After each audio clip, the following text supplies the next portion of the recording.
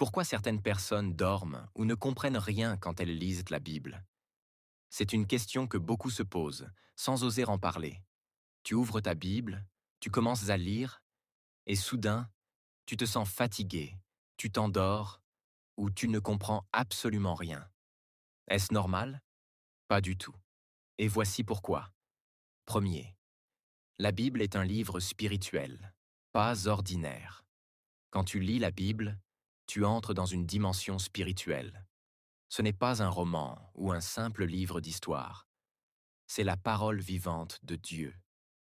Et l'ennemi, le diable, sait que si tu comprends cette parole, ta vie changera.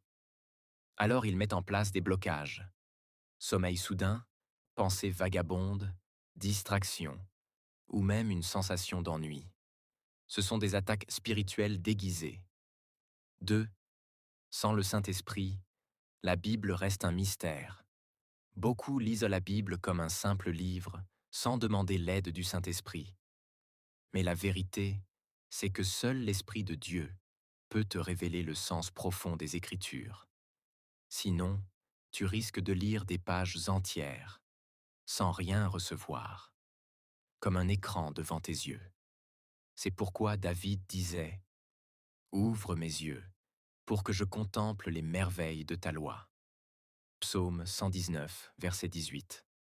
3. L'état du cœur compte.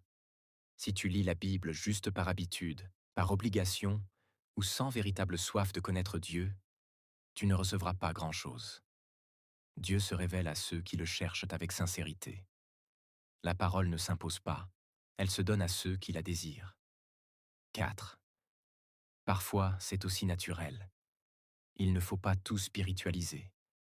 Parfois, tu es juste fatigué.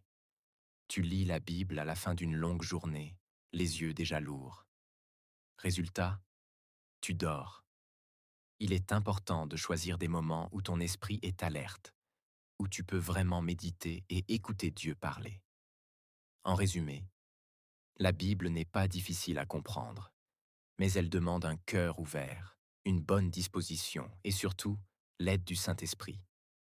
Si tu veux que la parole de Dieu devienne vivante pour toi, commence par prier, demande à Dieu de t'ouvrir l'intelligence et lis avec foi, avec passion. Tu verras la différence.